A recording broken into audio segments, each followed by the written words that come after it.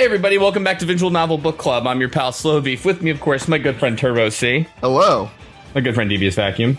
Hey folks. My good friend Jim. Hey everybody. My good friend Polahoko. Hey. My good friend Oran Runnin. Good evening. Well, 3 o'clock hit. I think it's actually a pretty short chapter, personally, but let's find out. We did the same thing. We assigned roles. We rolled D6s. We figured out who's reading who. I think we'd agree we started with Maria. Who got Maria? I didn't get Maria. That was me. Jim. Whoa. All right. Well, lead us off, pal. Hopefully this time you'll get to it. Yeah, I mean, just a little inside baseball for everybody out there. Last time I did this, I read for 3 minutes before realizing I was disconnected from our Discord. It's in the episode, don't worry. Yeah, I don't think there was any way to edit around all of our drop-offs. Awesome. So yeah, I couldn't hear it. Made a good job of it last time. Sweet. Yeah, Discord had some issues last time we recorded. So let's get into it. We rejoined Maria after the last cliffhanger where she had a gun pointed at her head. Because, well, so this is Tatano, right? Yeah. So they never refer to his name in game. It's always just man with a cane. So he's pointing at the gun at her. We don't officially know yet. Right. Yeah. We don't officially know. Because only Cano would be able to identify him by name, and the other characters don't know who he is. But anyway, he's ready to fire, and he says her name. I guess right before we got cut off, he says that her name is Hitomi Osawa, and Maria goes, "Wait, is my name Hitomi Osawa?" Which confuses him, and she just confesses straight up that she has amnesia, and so he demands that she tell him everything she knows. And she's like, "Well, I got amnesia. I don't really know that much." But she just recounts everything from when she regained consciousness. And this kind of deflates him. He realizes that this isn't Hitomi, and he just kind of slumps to the ground. And she isn't sure what to do because it's still a dude with a gun threatening her. And we get a choice, which I don't know if it matters because I didn't get a bad end. I just did the one where you just remain motionless and wait for an opportunity. So if you run away straight away, there's actually a very lengthy scene that does lead to a bad end eventually. Okay. Yeah. But she meets It up leads with... to a... Yeah, she meets up with Miku. go ahead. Do you want to talk about this, Divak? Oh, I was just going to say that she meets up with Miku, and it leads to a bad end for Minorikawa, which is what I ran into because I played him first. But I like that you can just throw a crate at Tateno and then run away and just like bean him with this crate. But you run into Miku, who was defeated by you. She doesn't recognize you at first because you're Maria. But Miku's like, now that you defeated me, I don't know what I'm supposed to do with my life anymore. And so then you can tell her she opens up and tells Maria all the stuff about her past, but it doesn't show any of it. It just skips to 15 minutes later, which is like a hint that it's going to be a bad decision, I think. Maria like encourages her to keep fighting, and she's like, "Okay, I'll keep fighting."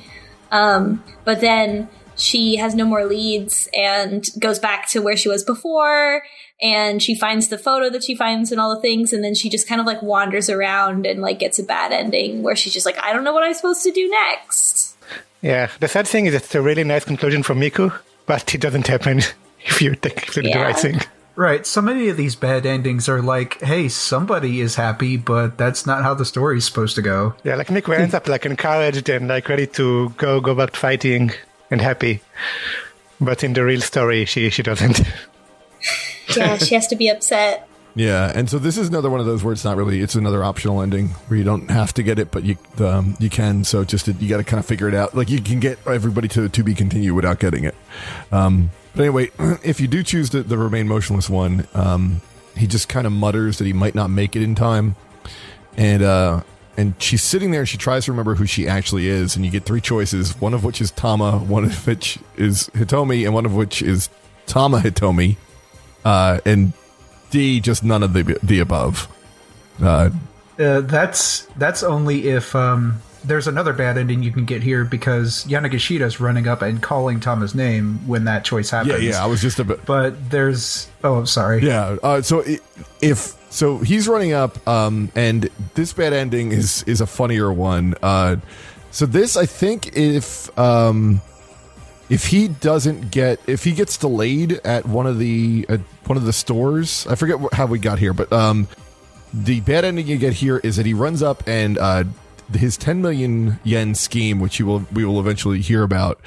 In this case, you actually go along that pathway, which he's got a new get rich quick scheme, which is to competitive eating for Chiri.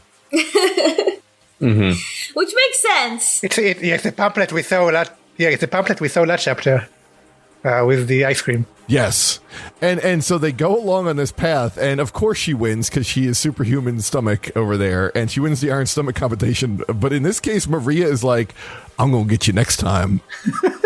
She joins the throne of competitive eating. So she never resolves her memory issue, but she gets into competitive eating. She gets into competitive eating too. Yeah, And that's her new identity. And that's it. That's just like, oh, well, so nobody else, apparently everybody lives happily forever, and she never goes back home but becomes a competitive eater. She doesn't die of a virus or anything. No, I guess nothing Turns happens. out the cure is just ice cream. yeah, Maybe Chiri ate the virus. yeah. Are these endings supposed to be like consistent with one another? Because that was my question too. It doesn't seem like it. Yeah, there are several endings where we saw her alive like weeks later. Yeah, exactly. So anyway, what actually happens is Yanagashita does show up and does scare away Tatsuno, who flees just because this crazy man is screaming and running down the sidewalk. And so he alludes to his 10 million yen scheme, but it doesn't actually go anyplace. So he just kind of hints on it, and if you say fine, tell me, he just quotes that when the mighty stomach triumphs over the endless cavalcade of icebergs, the hero shall be blessed with fame and fortune, which she just goes, okay. And what she does find, though, is after he sort of like gives this hint and then leaves, that she finds a notebook that she assumes the assassin dropped.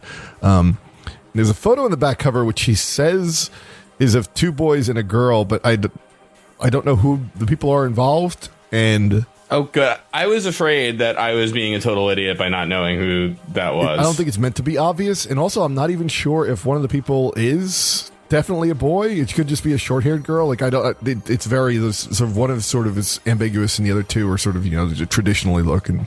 I'll tell you all something else. I'll cop to the fact I forgot the guy with the cane was Tateno. So whatever. I have no idea what's going on in this game. Who knows? But again, I think it's supposed to be a twist that we don't know yet, but we all figured it out. It's like the Tama is Maria. It's that kind of thing. Yeah, I'm not sure they spelled it out for us yet. Yeah, no, they didn't. It's like it's gonna be a big revelation for Cano very soon. Like he's gonna have to think about his things. Well, not for me. I'll have forgotten. It's gonna be even more of a surprise for you then. They're gonna write it down on my Polaroid, and I'll remember it, or maybe my arm. I was gonna get tattoos all over, God. and So anyway, Maria doesn't know what to do with this, and she doesn't know what to do in general. She can't go to the cops because, number one, they wouldn't believe her, and if they did believe her, what could she tell them? Just there's a man with a cane and this woman's name, and like she doesn't, there's not much to do. So at this point, she's just sort of confused, and you hit a keep out. And the only way to get past that keep out is that later on Achi's route, Hitomi's going to get an email from Tanaka about the blue van, and this just pushes Maria's route. And at this point, she sees a poster for Aya Kamiki, the singer, and right underneath the poster, there's Aya Kamiki talking to Hana, and she's picking up, Hana has a bunch of stuff on the sidewalk in front of her, like papers spread out, and she picks it up, and she's like, looks interested and is talking to Hana, and then Maria heads over, and Aya Kamiki leaves, and the note you get is that Hana apparently writes amazing poetry and is going to be discovered by Aya Kamiki, and is going to be a songwriter in the future, even though she's in elementary school, and surprisingly, you just sort of like, you'd go over to talk to Hana, and she gets up and picks up her stuff and goes to leave and spills her poems. And of course, Maria picks one up and apparently immediately notices it's good because Hana says, no, you don't. She gets her attitude, and Maria's like, no, this is really good. And so she's been apparently trying to sell them to offset her dad's Her dad's dead. Aw. And you get a really sweet scene that unfolds where Hana slaps the ever-loving shit out of Toyama when he shows up. And it's deserved. It is deserved. Yeah. But they do have a relationship. Even though Hana kind of hates her dad, like, they do have some, like, this thing where, like, you know, there is some affection there, and it's very sweet. It's a nice little interlude. And then we get the giant, just a giant explosion and some video, finally. So there's another version of this scene, a bad ending one, which if you bump into Hana in Achi's route, Yes. then she loses her. If Yeah. Achi knocks her over, then she loses her stuff, and Maria gets too close to the explosion, and then she dies. But she also kind of she starts regaining her memory before she dies. Yeah. She gets some like Middle East flashbacks. Exactly. But in the good route, she sees the exploded van, but doesn't get close enough, and also experiences a flashback. She sees this decaying city. Someone's next to her. It's a girl younger than her, and it's Kanan, and she says, "Anna is me," and then Maria says, "Cat's cradle," and you don't know if they cut to a different scene or if it's kind of the same area, but she's got it. She's making a cat's cradle, and shows this to Kanan, and then she remembers her name, and that word kind of echoes in her mind, and just as she starts to remember that she has like a duty to protect someone, and that she's out there trying to keep someone safe, Hatsuno shows up again and sticks his gun in her back, and he says, "I figured out how to use you to lure out Hitomi. You're going to be the bait." And then you hit the to be continued. He cleverly came up with the exact same strategy that the kidnappers came up with at the beginning. Yes. Unbelievably that she's figured out that to use her twin sister to tempt her out. Yeah, that's shocking how everybody comes up with these wild plans that are so brilliant. Amazing. Any theories? What do we think so we know that Kanan like rescued Maria, and that was kind of like how they met and they became friends. What do you think they did together that led to Maria being able to fight? Kick-ass training? I assume. I don't know where else she They would have just learned beat it. up a bunch of dudes. Yeah. Like all the time. She was on vacation with her dad for like a month, and she just like became a vigilante during that time. It may have been like a themed trip. Maybe like some travel group was like, "Hey, go to the Middle East, kick ass." I mean, I guess Kanan, right? That's because they met, right? When she was in the Middle East or whatever, and she was like she helped her from getting kidnapped. yeah, I think there's a kidnapping involved there. And Kanan came all the way to Japan just to help her. So they had some kind of like deeper connections than just being Fellas. a victim and the rest. Yeah. Yeah, I mean, I guess the implication, well, from other things we know is Kanan can take care of herself. So yeah, maybe she is like this sort of Obi-Wan Kenobi, but of like, what is it? Jujutsu?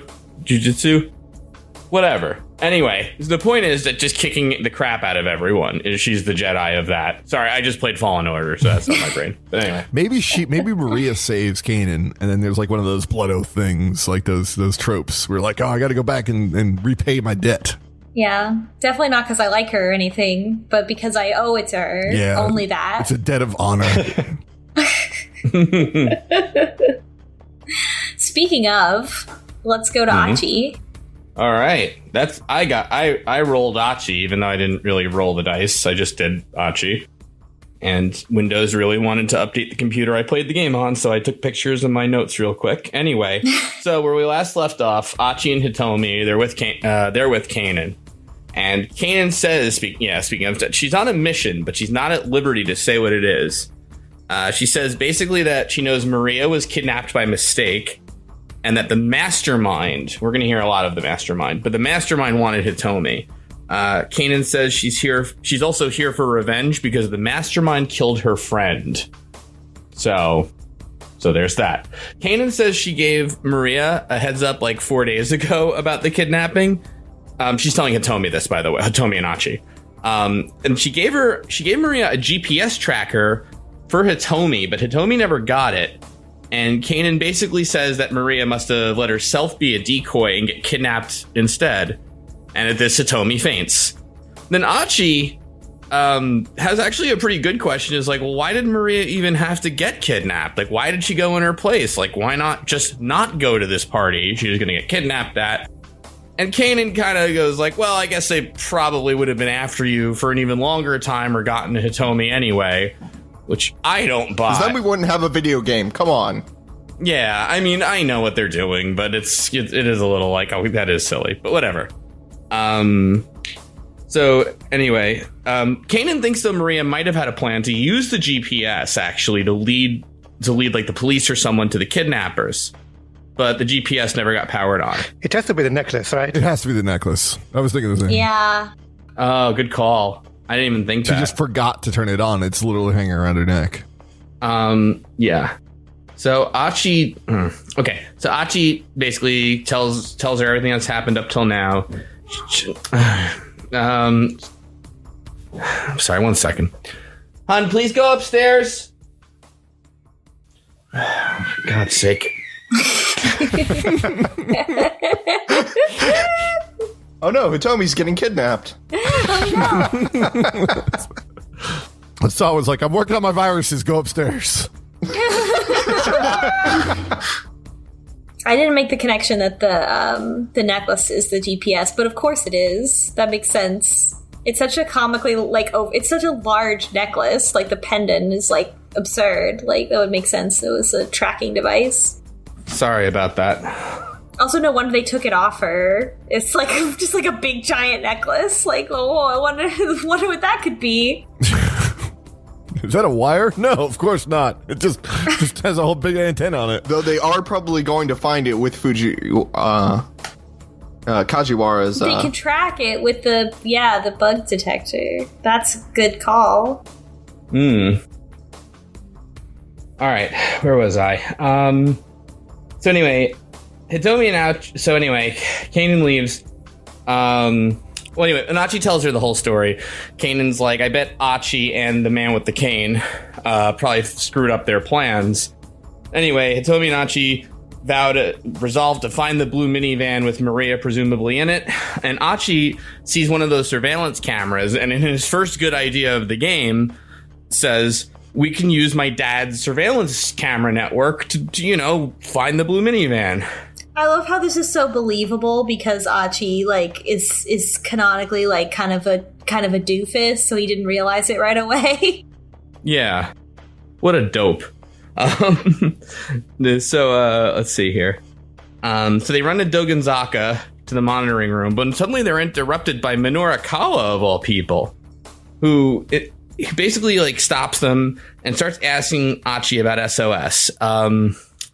Achi doesn't really want to answer questions. He slips and says he used to be an SOS, which Minorikawa is now even more interested in, but he's like, sorry, we gotta go, and leaves. But they're worried because they don't know who Minorikawa is, that he's kind of suspicious, so they duck in a back alley to sort of lose him, which unfortunately they run into, I guess, the bad guys, because Achi gets stabbed in the back, Hitomi gets kidnapped again, Achi dies, bad end, no moral. But of course, we can have... This all happens because Minorikawa, which I know somebody else devected that route, so I'm sure she'll get into it, but we'll just say Minorikawa had a promise that he wanted to keep, but if he does, he runs into Achi, so if you say no to that, now we have a Minorikawa free thing. So... Yeah. So okay. I'm sorry, I'm a little distracted in the back. So Achi keeps running. Okay. So anyway, now they run into a grade school girl, and they're running she's right in their path. So you can either dodge her or lift her up in the air out of the way. Incredibly, which I will say, even though I pick wacky things, I didn't do that until later, because this is Hana selling poems. And basically, if you lift her up out of the way, all the poems scatter, some of them go in the trash. Achi feels bad and gives her 5,000 yen and keeps going. And I think this leads to a bad ending later, so let's not do that. Otherwise, he just sidesteps her and you don't hear any more about it. Let's see here. So then we get to the surveillance room and the custodian's asleep. So we wake him up and he keeps calling Achi a Chichi. There's a joke here, I don't know it. And Achi decides to try to sneak past this guy, even though his dad, I guess, runs the business, and is like, my dad asked me to check the monitors. I need the key for that. And the custodian's like, I don't know about giving you the key. Is this your girlfriend? And of course, Achi's like, and Hitomi's like, actually, I am his girlfriend. We've been dating and we're wonderful, and flashes him a smile. And the custodian's like, well, I guess I believe you then. Here's the key. And on the way up, like, Achi is kind of like all aw shucks about it, and the romance like music kicks in too. It's great. Yeah, and Hitomi's like, I figured if I said that, things would like went smoother and we could just get through by the custodian. And Achi's like, yeah, would have been nice if you're serious. Just kidding, unless you know. So anyway, let's see here. At the computer, then Achi decides to be a little subtle and goes, I think you're actually more attractive than your sister. And Tommy's like, I'm sorry. He's like, well, I mean, you're going out of your way to help her and do all that stuff. I find helping people very hot.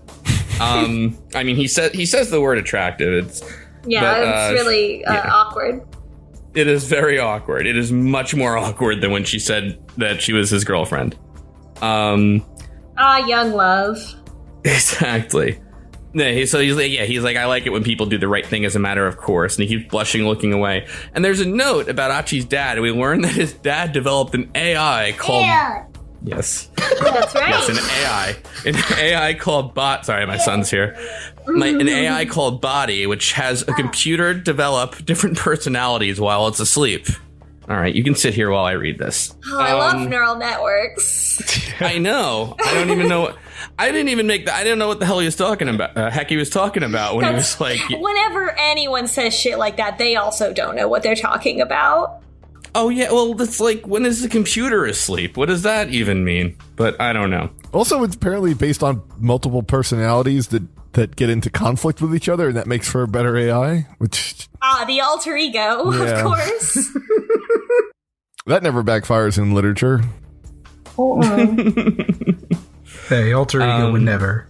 No, competition produces the most efficient thing. You know how it goes. So, they see Minorikawa chasing Yanagishita with his laptop suddenly on the cameras, which is, again, another plot thread we'll be hearing about. They're like, hey, it's that annoying guy. Yeah, and they're kind of transfixed, and then Hitomi's like, so we should look for the blue minivan, and you get a choice where it's like, no, hold on, I want to see where this is going. Or, yeah, let's look for your kidnapped sister. Let's see. I think I can sell this to World Star. Hold on a second. This leads to a bad ending if you keep watching them, because basically... We'll find out later, but at any rate, so we you should have talk to about keep it now, I think, if you want to talk about it, though. Okay, then, all right. So you can keep watching Minorikawa and for Yanagishita, and Achi's insistent on switching around, finds him at the end, but then finally Hitomi gets a call from Tanaka, or an email, which she'll ignore, because then she gets into watching out for Yanagishita. And then what happens is they find out a little late, like, oh, here's a blue minivan. There it is. No, so they run right... If they keep looking at Yanagishita, then they end up watching him meeting Maria. Oh, you're right. I'm sorry. I'm thinking of the wrong thing. Yeah. So, that's right. Let's see here. And then Tommy forgets all about the minivan. I wrote the good path down in my notes, and now I'm like jumping around. So they see Maria on the video, and Hitomi doesn't care about the blue van anymore because Maria, the only reason she wanted to chase the blue van is because Maria was in it. So they go to the alley where they see them, and then they basically both get shot. Yeah, the guy with the cane is there, and Maria, I think, rushes and then gets shot, and then Achi's like falls into despair because he can't save them both. Bad end, and it's also a bad end on Maria's path, I believe, too. Yes. So let's rewind the clock, and this time we'll do what we're supposed to. Watch out for the blue van, right? So they see the blue van. Let's see here. Okay, and then Tanaka emails Hitomi first, and he says, like, I found the blue van. It's heading toward Jinan. And they use the cameras. Now they find the van.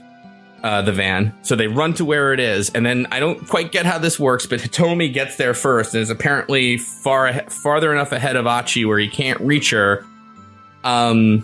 and you have a choice, which is to tell Hitomi to stay back or to tell her to wait, which is basically like, wait, stop, or Hitomi, stay back. And to me, these are pretty much the same choice. I didn't think it mattered. So I said, wait, stop, which... Yeah, but one of them mentioned her name and the other doesn't. That's the trick, right? But I did the other one first, which, anyway, so she doesn't really listen to him in either case. She peers into the window, but it's tinted, so she can't look. So she steps out of his view, like around the corner of the minivan, which again, I question how much farther ahead she got than he did. Yeah. But I guess they've been running this whole time, so who knows? And all of a sudden the van explodes and there's video. Whoa. Okay. So everybody's kind of knocked down and dazed. He sees Hitomi, and then Kanan he sees on the ground. Hitomi's all dazed. Kanan asks if she's all right, and Achi apparently asks about like Maria. Like, is Maria okay? Kanan doesn't respond. And he looks and sees a body in the burning van. So anyway, so Hitomi is kind of like unconscious, if I remember. Yeah. And Achi starts to carry her away. Yeah, Kanan basically protected Hitomi. She jumped on top of her. That's right. Yeah, so Yep. And she's conscious enough to tell her to get him to tell Achi to get Hitomi out of there. But Kanan is in a very bad state. Kanan is like bloody and barely conscious. Kanan is unconscious. Get on. Yeah, but Kanan tells him one word, which is Alphard. Which, did anybody else immediately try to do that one backwards? I was like, wait a second. It sounds so weird that I was like, Dracula. Is that like a Pokemon? What the hell is that thing? Trapla. It's not. I know, but it is close. It is 2 letters off from Alucard. But anyway, Alphard. So, and she's like, that's the name of the mastermind. But don't go any further than, I guess, don't like go after him. So I guess just know his name or something. To be continued. Dun dun dun. Yep. Okay. So what did you think about the quality of the video in this chapter? So it's really nice looking, except for when the van explodes. Yeah, it doesn't look very real. It's not. I wonder if like they had to do video just around the explosion because they were like, listen, a picture of an explosion isn't going to look good. Let's do this shitty video, which is going to look way better. Yeah, it's great. It's excellent. I enjoyed it a lot. I enjoyed the fake car explosion a lot. It does that like video gamey smoke effect. Like I feel like I've seen that. It's very FMV. Yeah. It doesn't look like awful, but it looks like Sci-Fi Channel. Yeah. It looks like a 90s TV show. That's what it does. Yeah. It looks like 90s effects. Yeah, it's not quite Birdemic, but you're not going to mistake this for a real explosion. Yeah. It's also weird to see these actors move where we didn't before.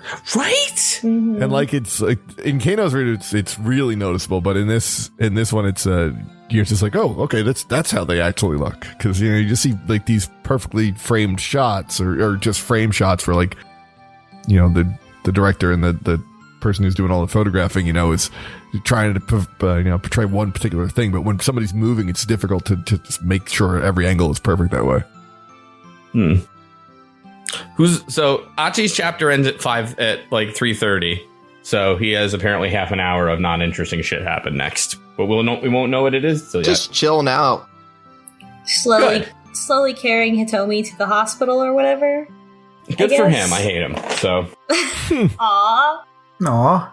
Oh, he's alright. He's no Osawa, but still, he's no Minorikawa. Speaking Get of the hell out of here. Yeah, speaking of Osawa, I think that's next. Now for the lull. Now, you want to do Osawa next or Minorikawa next? Oh, Minorikawa, right. I forgot about Okay. him. How could I forget Sorry, about him? everyone. He's so forgettable, really. You're gonna have to wait for the worst character. Star of the show. Minorikawa's chapter opens with he forgot to. So he just came out of his interview with that director, and he forgot to keep his promise to Mr. Endo that he would tell the director that the dry ice machine was broken. And so the first choice you have is whether or not to go back and tell them. And you can't go back and tell them. If you go back and tell them, it is a bad ending in another route. It's a bad ending for Osawa because Minorikawa then like runs across Achi and Hitomi and like stops them, and they end up going. I don't know. The timing is off. So yeah, it's a bad ending both for Achi, which we just heard about, and also for Osawa much later on. Yeah. Yeah. And so the correct choice is to continue on his way and break his promise to Mr. Endo, which is funny. Also, if you go back, he doesn't really tell anyone. He just stops like a random person on the street and tells him. Yeah. If you do it, he just tells a guy, and he's like, "You have to tell the director." So it's like he barely was keeping his promise anyway. What a jerk. I hope something funny happens in the next chapter because of the broken dry ice machine. I don't know what. Maybe it like explodes. I think that's all going on in the tips. There's like an entire story about the theater in the tips. Yeah, I don't know if that'll leak out into the real story or not, but it is funny. So Minorikawa heads back to the cafe with the waitress who hates him, and he comes in and she's like, we're full, there's no seats, sorry. And he's like, oh, I'll just sit on the floor. And she's like, oh my god, are you serious? But she just can't even. She's just like, oh, okay, yeah, whatever. I'm done trying. I'm not getting paid enough for this. I just noticed that this waitress is the girl that in the very first chapter Achi saved from the two thugs on the street. Oh yeah. This is the waitress she was on her way to work. Yeah, she's having a bad day. She really is. So then another patron at the cafe ends up being Yanagishida. So he's there, and he goes up to Minorikawa, and he's like, "Oh, you working on the article?" And he's like, "Yeah, I sure am." And he's like, "Oh, what does it say?" And it's like, charlatan, businessman, like the sales demo erupts in chaos and all this stuff. And he's like, "What?" And he's got bad breath. Yeah. And he's like, "What?" And Minorikawa was like, "Yeah, it's great, right?" And he's like, "Oh yeah, it's great." And then he's like, "Nah," and takes the computer and runs away. It's very Scooby-Doo, like everything with Yanagishida. So then Minorikawa's chasing Yanagishida all over town as he's running away, as he stole his computer. And they end up running up that same pedestrian bridge where Cano lost the briefcase, where Alcarawan dropped the briefcase off. So it's like very dramatic, and he's like gonna throw the laptop off the bridge. But then they actually both fall down. Yeah, it's like a complete reenactment of the same like framing that they used in the first chapter. Yeah, they're definitely trying to invoke the same imagery. Also, this reminds me of so much of Steins Gate with the running and then the commenting on someone else running and like, oh, you're a really fast runner, and like, oh, I don't think I have the strength to keep up with this guy. Oh, it's so funny. And Minorikawa was like, damn it, this guy has too much experience running away. It's great. They both fall. But while they're falling, Yanagishida like catches the laptop and he doesn't let it break. And Minorikawa was like, why'd you do that? I thought you wanted to destroy it. And he was like, well, actually, I'm going to sell it because I need the money. I'm just a thief. There's no other level of this here. So Minorikawa chases him, and I think there's like a choice where it's like, what direction do I chase him in? And the correct answer is to the knickknack shop.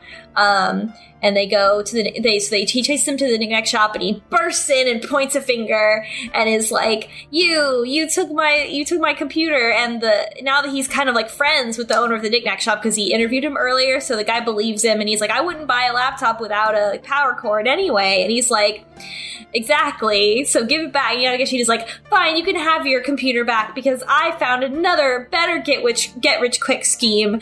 And he holds up the flyer for the 1,000 scoops of ice cream contest, and then he's just gonna. And Minorikawa's like, no, that was mine. And he heads off to go do that, and Minorikawa was like, I'm gonna take you to the police. You tried to rob me. I'm gonna take you to the police. And I think you can like choose to follow him or not, or maybe that's at a different point. But basically, you gotta let him go. If you don't, then you like get caught in the explosion of the van. Yeah, he slaps him, but he doesn't chase after him. Yeah, and And then the whole thing that Jim explained earlier in Maria's route causes Miku to show up at the knickknack shop, and she comes in and she sees Minorikawa and she starts crying, and she's like, I lost, what am I gonna do with my life now? And she like runs up and gives him a hug because he was the one that first encouraged her to get involved in fighting. And Yanagishida's still there, and he can see this, and he's like, it's Miku, my love. And Minorikawa's like, this is oh no. And and then so Yanagishida is like, that's not fair, because she's hugging Minorikawa, and he starts crying and runs out of the shop. And Minorikawa is just like comforting Miku and is like, screw that guy. Then he continues to talk. Basically, he says to the shopkeeper, like, would you have sold this if it did have a power cable? And he's like, oh yeah, a lot of the merchandise here is probably stolen. Oh my God. So he's like, I just find stuff, and it's not illegal if you just find stuff. And Minorikawa's immediately like, no, it absolutely is illegal. Here's the statute and everything. It's totally illegal. Yeah, the tooltip explains the entire law about why it's illegal to resell lost items, which is very funny. Also, the Untitled Goose is sending people to jail. How incredibly rude. Yes. Fuck the system. He basically confirms that the necklace Maria bought was just something that he found. And so, yeah, it makes sense that was the GPS, and he just like found it on the ground, and he was like, I'll sell his necklace. And, so it basically, Minorikawa's like, he's like, I think he's like about to like, he's not gonna write an article about this guy, but he's like, if I had more time, I would get this guy or something like that. And, instead focuses on Miku. And Miku's asking him for advice. There's not a good way to answer it, because part of the plot is that she ran away and then he apologizes to her later. So all of your options are bad. It's like, maybe you could do something more feminine now, or something like that. And so she runs away crying. Then there's a keep out, which you have to jump in from Achi's route, which is Minorikawa heads outside and he hears Achi yell, wait, Hitomi! And he's like, Hitomi's a common name, but who knows? My detective my reporter's instincts have been really good today. And so he heads over to see if she could possibly be Hitomi Osawa, and she's standing next to the blue van. The blue van explodes. Minorikawa doesn't die this time. He gets up. He's in a daze. He remembers that there was a similar terrorist attack to this 2 years ago. And he gets up and starts trying to keep people away, keep people from trying to videotape or like get close to the burning car. And while he's doing that, he overhears two boys from SOS talking about Susumu and Endo Electronics. And in order to get them to tell him like where to find Susumu or like where the SOS headquarters is, he pretends, or he just says that he's a Yakuza, and they just believe him, which is great. But they like him. Yeah, like just because they're just kids, and they're like, wow, you're a Yakuza. Well, the SOS headquarters is a bar called Inferno. And he's like, okay, cool. And in the background of the shot, Achi is carrying Hitomi, and the boys can see him, and they see him walking toward them, and so they run away, and Minorikawa's like, wait, and then they're gone. Then Cano arrives on the scene and questions Minorikawa about the events leading up to the explosion, and Minorikawa's like, I'm a reporter. And so he's like, you police, when you say you don't know the details yet, that means that you're really, this is really big scoop and all this stuff, and like starts like trying to get in his face and stuff. And then Cano's like, could you please just tell me what you saw before the explosion? He was like, I thought I heard a cell phone ring before the explosion, and it was the Ayakamiki song ringtone. And he's like, but that's impossible. That doesn't make any sense. Cell phones can't trigger explosions. I've never seen that in any kind of media whatsoever. Especially not 24. And so he heads off, and so then he's done with Cano, and he runs into Miku, who is helping people and was also kind of caught in the like fallout, I guess, because I think she's like on the ground getting up, and she describes how Kanan saved Hitomi's life. She says like that this girl, she like came out of nowhere and she was like so fast and saved Hitomi, or saved that other girl. And he's like, I do actually know some dojos to recommend you to, and I'll give you a dojo recommendation later, Miku. And she's like, wow, thanks. And so she's happy. And then next, Minorikawa gets a text from Chiaki. She's back asking about his copy because the end of this chapter is going to be the deadline. And he's like, this is a bigger scoop. Whatever this thing just happened with the van exploding, this is a bigger scoop. And he is like, this will convince them when I tell them I have a scoop on this. Like, this will convince them more than having written the copy. And he then sees Cano and Stanley like heading away from the scene, and he was like, oh, why are those cops heading away from the scene? So he tails them, and he goes into a nearby building and goes into the bathroom and like stands by the window and overhears their conversation. And during this, he hears Stanley say that Maria has been infected with the Ua virus. They basically that they infected her, that they knocked her out, and now have her just like wandering around the city. And that in 4 hours, she's going to detonate. Excuse me. Just like that. Yes. Just like that. So he said in 4 hours, she's going to detonate. And, but he can't hear anymore because suddenly Yanagishita comes into the restroom and he's like, I'm leaking. It's so I'm weird. leaking here. And it's like so gross. I think there's more than one urinal in that bathroom too, so it's not like a single person bathroom. Like, he's just like having an episode. And he has to like let everybody in the bathroom know how bad he's got to go. Yeah, it's a little bit's coming out as he comes in the door, and he made sure to announce it. And so Minorikawa is like, you idiot, and like knocks him on the ground and like puts him in a ankle hold, which the tooltip implies makes him piss himself, but that happens off screen. Yes. Oh, he definitely pisses himself. Yeah. And he leaves and he's like, this scoop is definitely big enough to persuade the debt collectors. And he's heading back toward the office, and when suddenly he gets a call from Chiaki, and she says that Toyama was the guy in the van. I don't know where she got that information. And then it was suicide too, that he blew himself up. She said that Hana called her. My guess is that Toyama and Hana saw the van exploding and thought that would be a good excuse to get away from the debt collectors. Oh yeah, fake death. Yeah. I just want to draw a parallel here to, again, why Minorikawa is maybe a better Jack Bauer than Jack Bauer.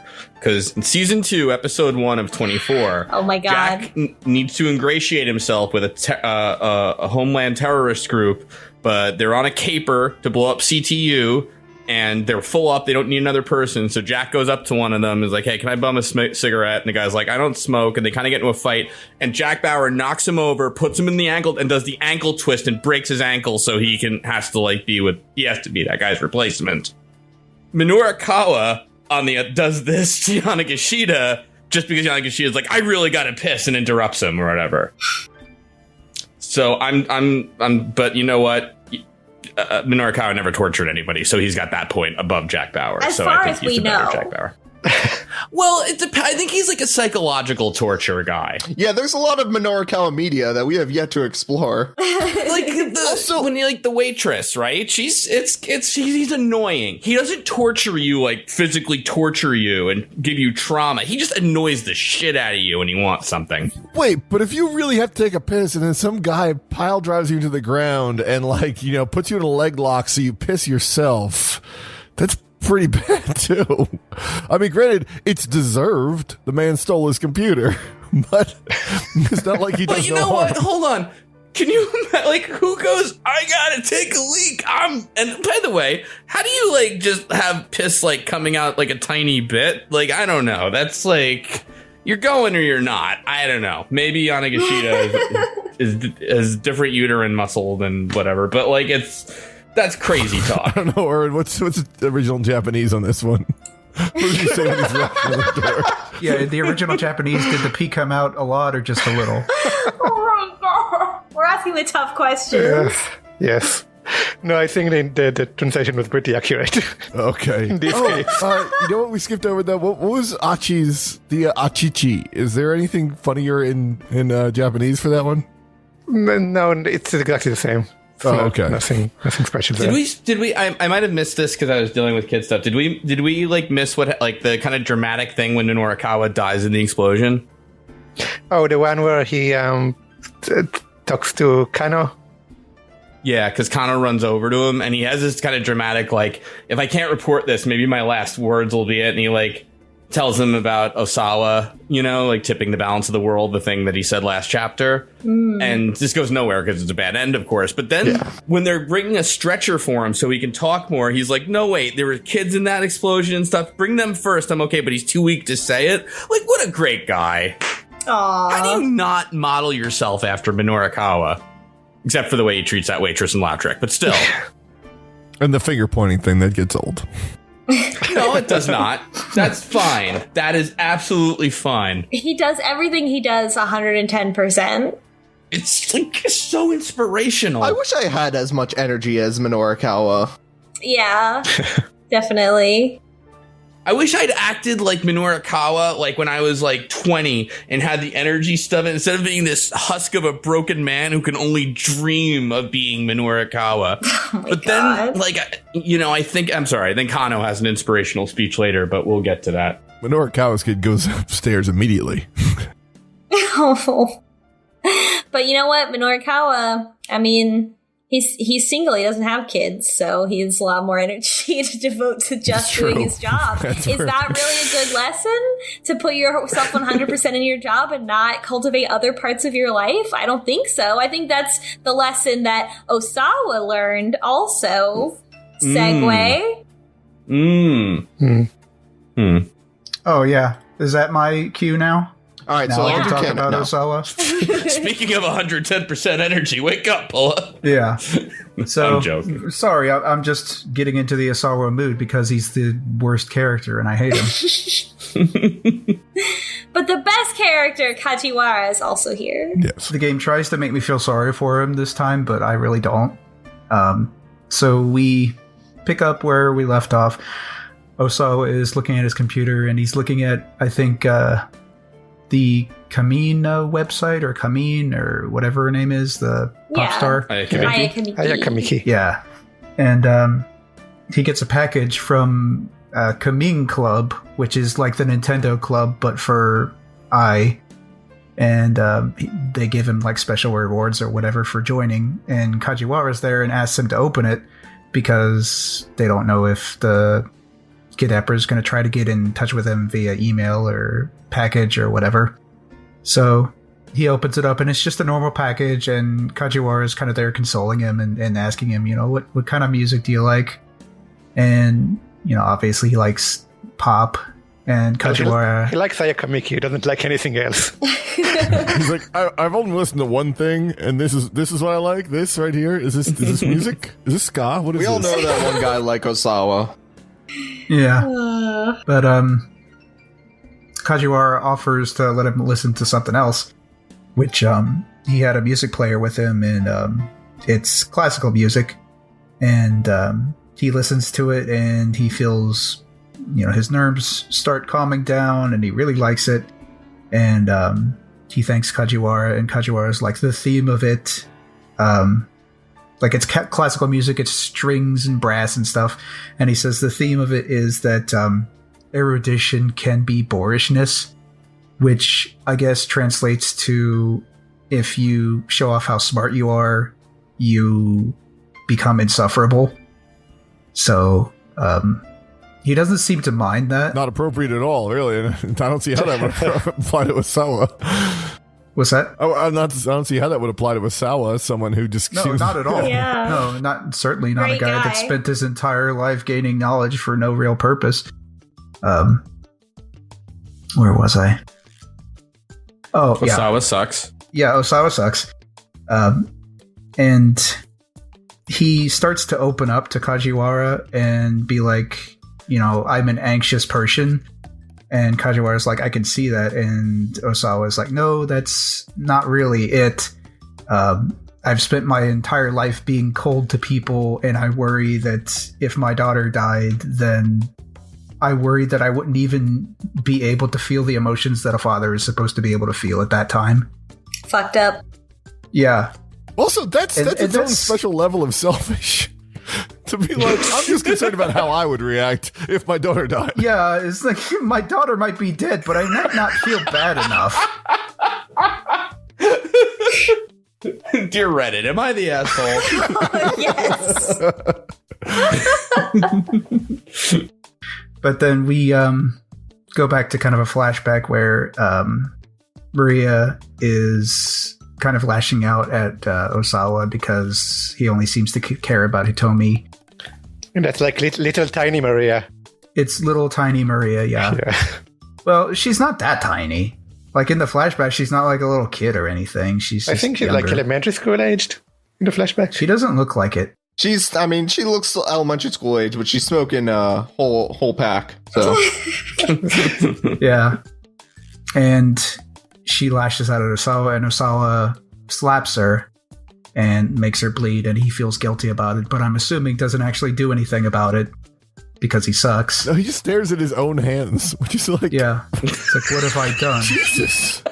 What is wrong with you? Don't apologize or anything. Don't communicate to your daughter that you regret your actions. How does this make me feel, Osawa? Oh my god, my hand hurts when I... He internalizes violence against other people. It's like, Jesus Christ. And then that leads into a bad end where, I rolled him. I actually tried to cheat and rolled twice, and I got him both times. So I did him first. And it's the detectives call him in with his wife, and they say there's been a development, and then this leads into one of the bad endings where Hitomi is dead. And yet again, Osawa gets really upset, and the world just breaks down around him, and we are just left to assume that he's just left stark raving mad over getting some bad news. Mm-hmm. But, of course, we didn't do that. The actual development is that Hitomi is safe, Maria is infected, and the body in the explosion is Tanaka's. So Osawa is concerned about, how long ago was she infected, and the detectives don't really seem to know, or either they're playing dumb or they don't really seem to know how serious this is, because immediately the response is, if Tanaka's dead, they can't get the antivirals. If Maria is infected, then she is a ticking time bomb. And Ai seems to be very distraught about Tanaka being dead, which they don't go into that yet, but I'm assuming they're going to go into that next chapter.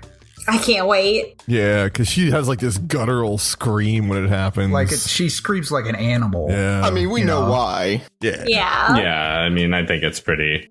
Well, yeah, it's obvious, He's right? not Minorikawa, and who could be? No. I like how it's even in that moment that like she's just completely breaking down and is that emotional. Osawa's just like, yeah, whatever she's doing. Okay, what about me now? Let me think about how this affects This me. whole family is fucked up, honestly. Well, except for the dollars, they didn't really do anything wrong. Yeah, they're just trying to live. They're like kind of great. Like, honestly, considering their parent, like they grew up well in spite of their dad. Their mom must have been really cool. Yeah. Now, Tanaka is really the one that raised them. That may very well be true. But yeah, that's literally all that happens in Osawa's journey. He has the shortest chapter in this chapter. I thought that Kajiwara had a good little speech to him where he was like, you have to express your emotions. And he's like, but what if my emotions hurt people? And he's like, well, then you apologize. Duh. Huh. And Osawa's just like, huh. Then you be human. Literally almost every Kajiwara line could have ended with, duh. Like, come on. Yeah. He's trying really hard, though. Oh, the most important thing, you can take the banana. Yeah, you can accept Yes. Take the banana. Kajiwara's banana in this scene. Take banana. May I offer you a banana in this trying time? There was actually a point where I was trying to figure out the puzzle to get past someone's bad end or keep out, and the only decision I could come to was the banana. I was like, does this somehow affect it? Does this prevent Minorikawa's death? Well, I mean, it has to. This is a choose your own adventure game.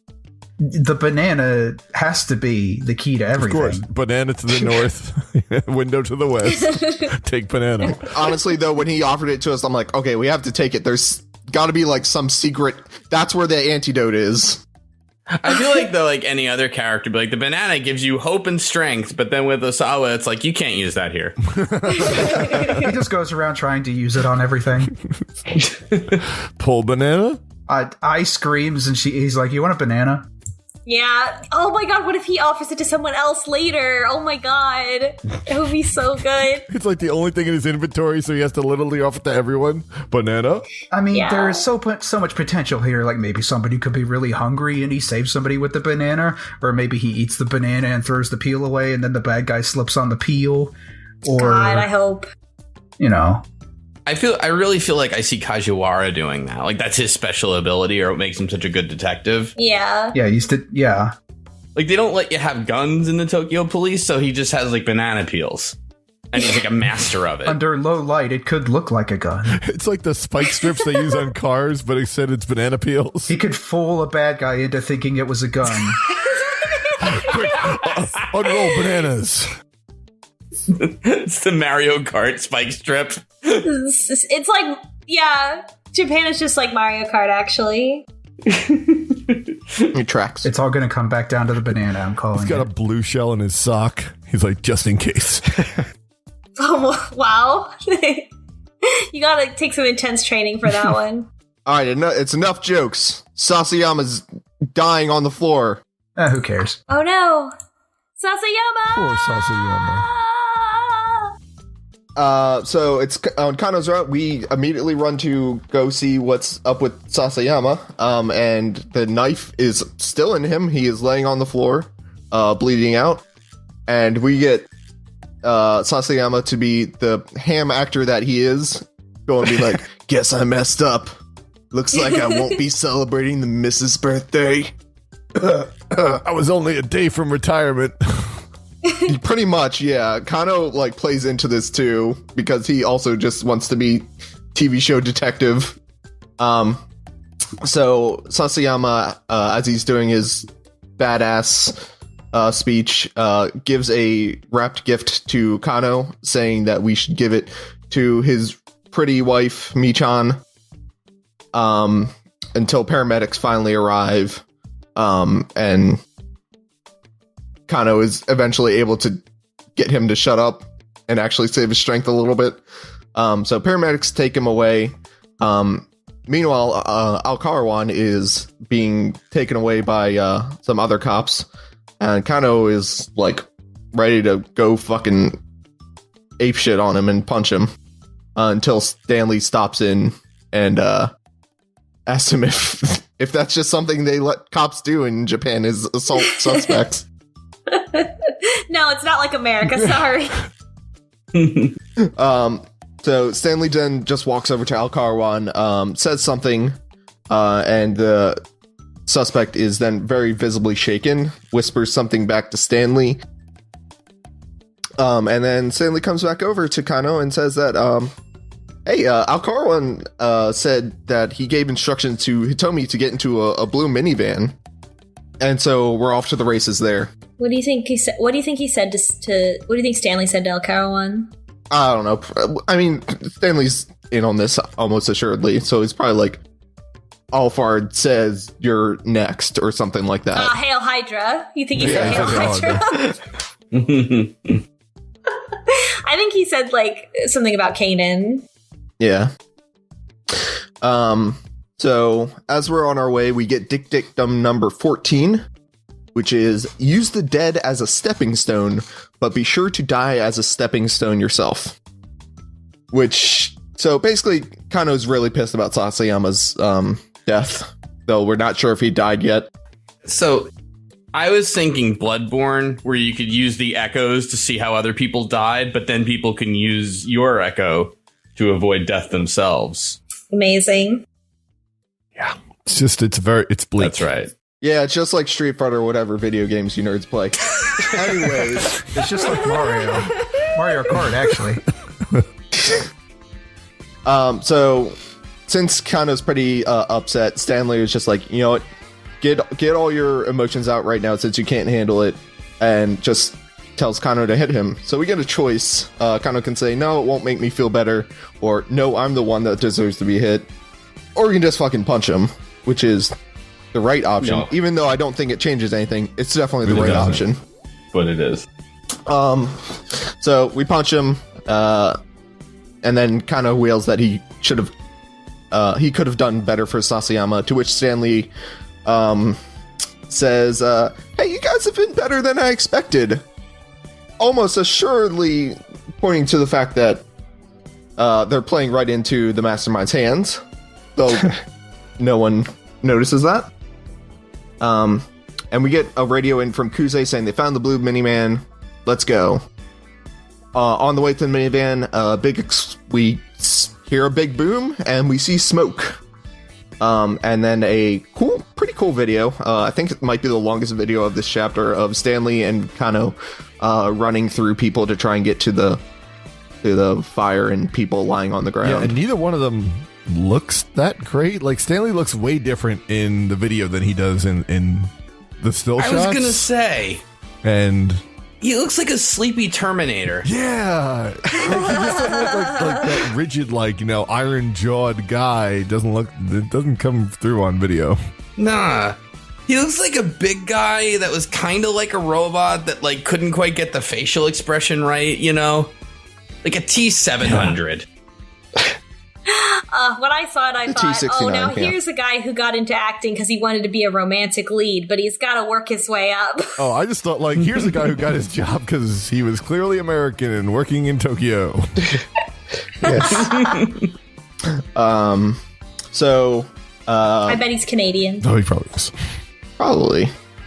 I know actually a couple of the actors that play the foreigners in this, and a handful of them are Canadian. So I don't mean I know them personally, though. If you're listening to this, call me. Let's hang out sometime. Leland. Wink. Kano runs over to help the people, and if you did the wrong choices, you can see Minorikawa there.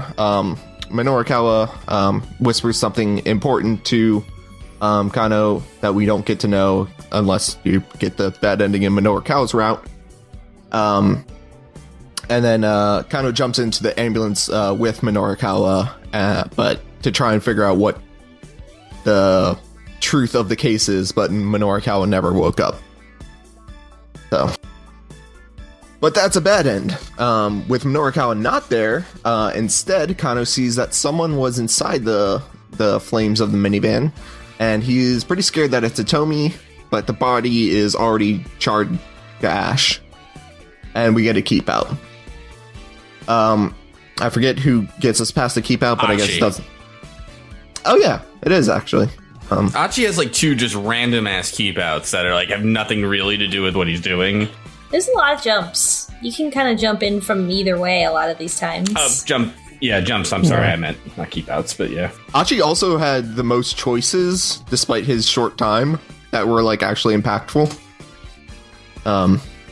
Anyways, Kano goes to help the victims, and then someone points us to help out Kanan. We get another zoom in on her tattoo. But Stanley immediately like jumps in and says, I'll take care of this one. And Kano tries to ask if he knows her, but that gets nowhere.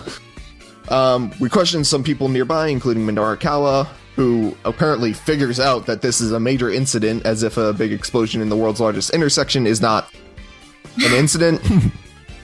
But no, you totally nailed him, Minorikawa. So he mentions a cell phone ringtone, and then Stanley says that he's going to drive Kanan to the hospital because there's not enough ambulances here yet.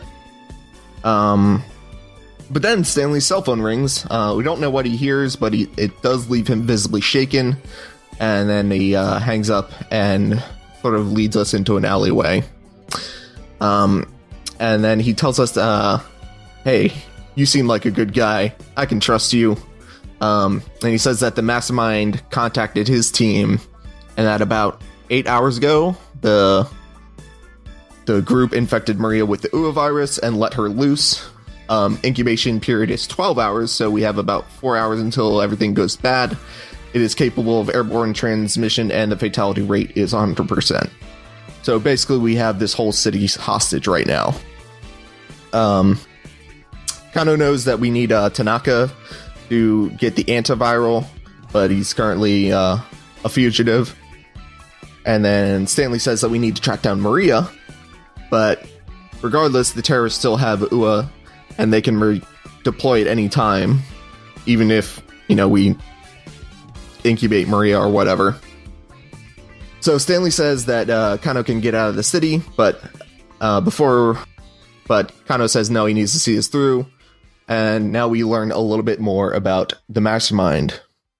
So it's an arms dealer named Alphard, and Alphard's trademark to these sort of incidents is, quote, extremely meticulous planning in a way that plans are perfectly imperfect.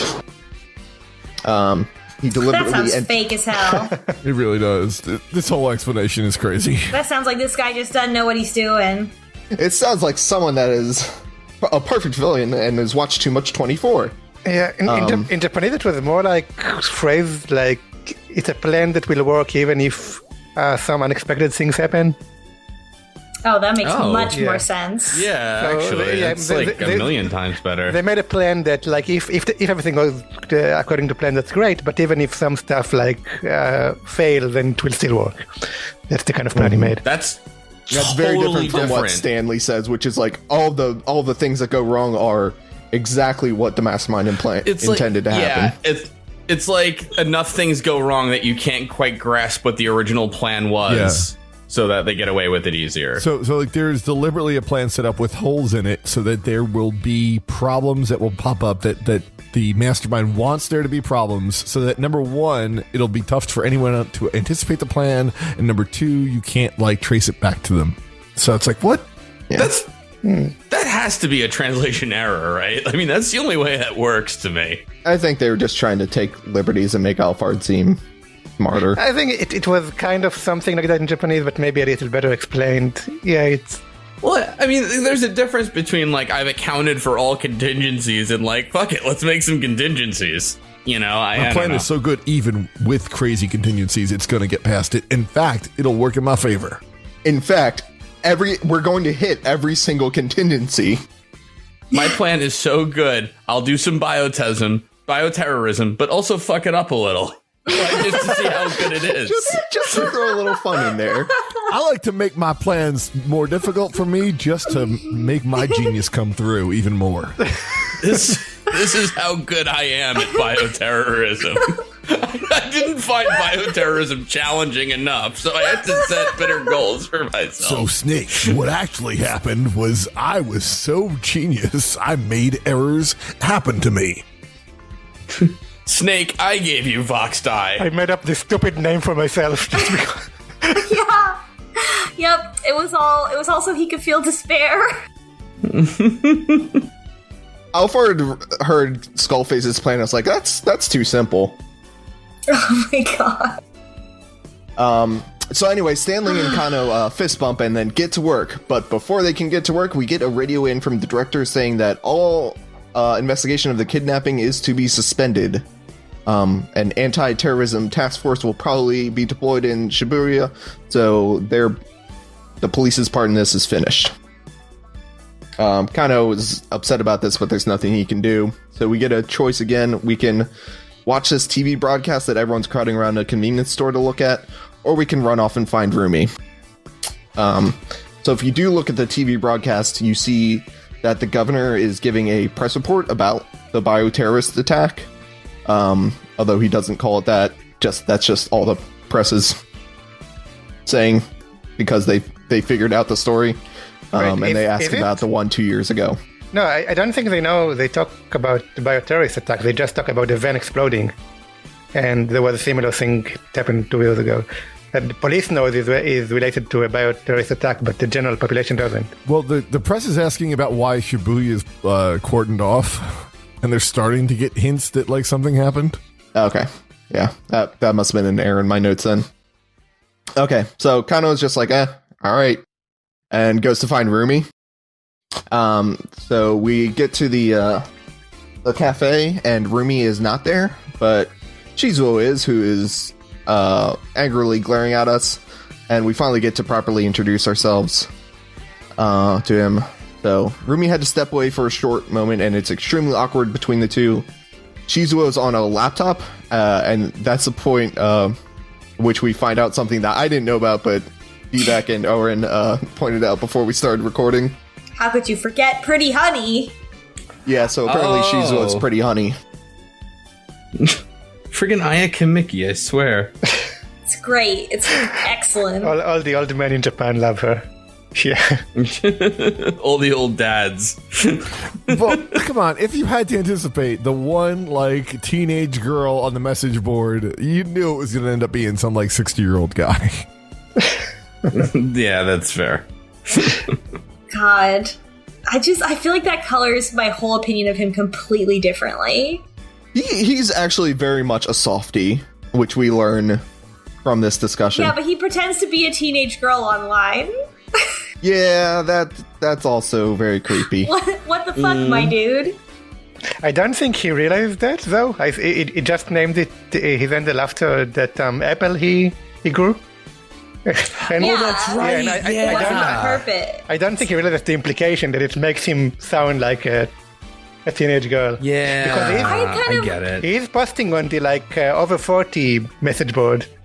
He's not trying to Yeah, post but like in like the... when Osawa talked about Pretty Honey in his chapter, he made it sound like it was like kind of like a known thing that she was a teenager. But I mean, I could definitely see that it was a misunderstanding. Yeah. Yeah, Okay, I that think makes more sense. Probably Yeah. makes the joke. Yeah. Look, Osawa's not the most observant in other people's And look, lives. let's be honest. If it's a bunch of 50+ guys commenting on a pop singer's message board, they're probably just gonna be like, "Oh, Pretty Honey must be a teenage girl."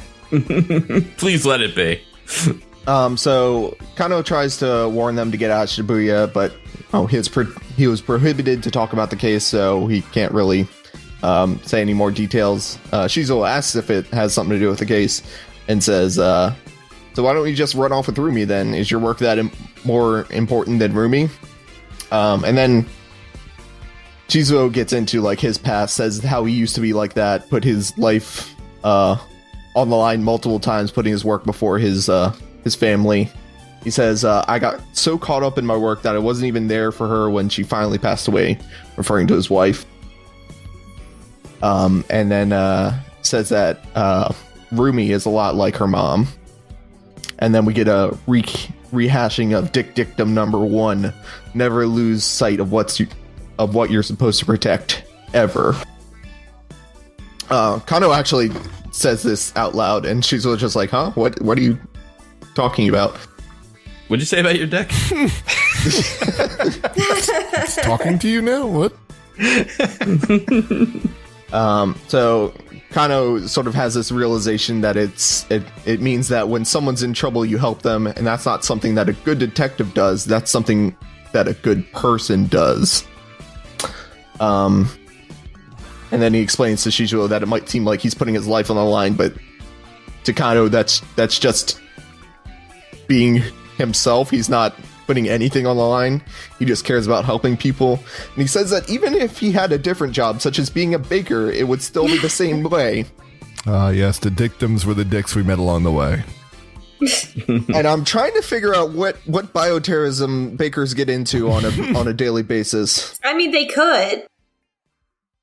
But anyway, Shizuo actually calls him out on that. He's like, "No, I don't think if you had those jobs that you would have the same problem." But he says, "I think I understand what kind of man you are now, which is why you can't futz around anymore." And convince them to stick to the case. And does this very nice monologue, which I didn't care enough to write down at all. And then Kano asks if he can write what Shizuo down in his notebook. It's like you have to like be cool-headed about how you approach things, but you also have to have like a fiery passion. Yeah, cool head but fiery passion. Yeah. Shizuo gets embarrassed about the dictum and tells him, maybe don't you have something to like go do instead of that, writing it down. But before he goes, Shizuo asks what made Kano fall in love with Rumi. He mentions that she's cute, but also very sweet and kind-hearted. And then Kano decides he needs to get details from our Karawan and figure out Alphard's plan.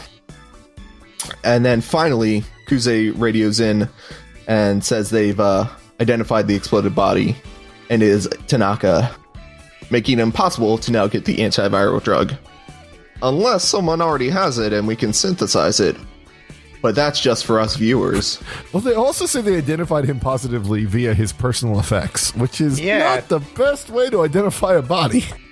No, do you think it's really Tanaka? I'm not sure. I don't think so. They emphasized the personal effects in two different lines, and so I'm just like, anybody could be wearing his clothes and stuff.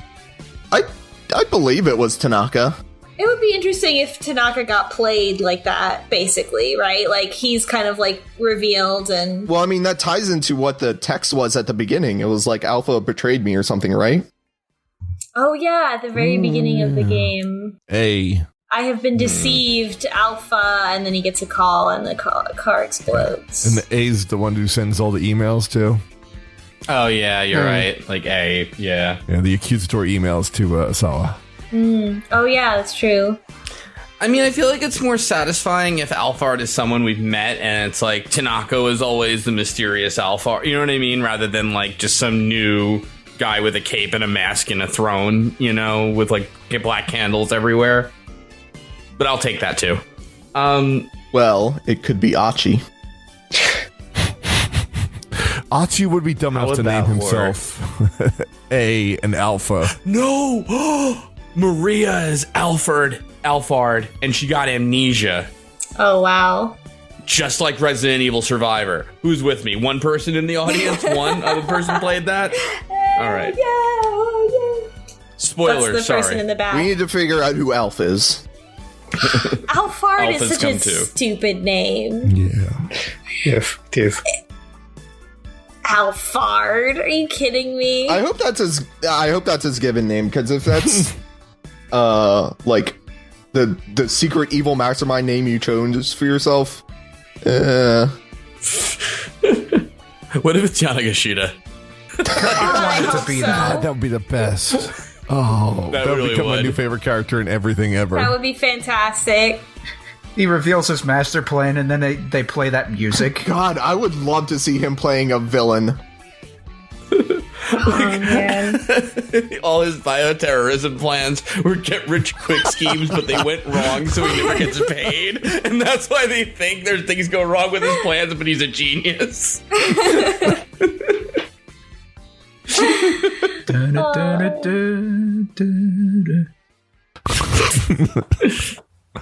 That's it. That's the song to play us out on. I would absolutely love to see him play a villain. Absolutely. Maybe it's Yanagashita's, like, evil twin brother. We gotta stop designing a better game. That's true. All right, next time. Chapter 7? 4 o'clock. Yeah. I guess we have 4 hours left. Yeah. Yeah. We have what? 4 hours? Yeah, I mean, according to the Yeah, we basically have a timer now. yes. Well, So dead to stay rights. tuned. Dead to rights. Sure, dead to rights. Dead to So long, farewell. Dead to rights.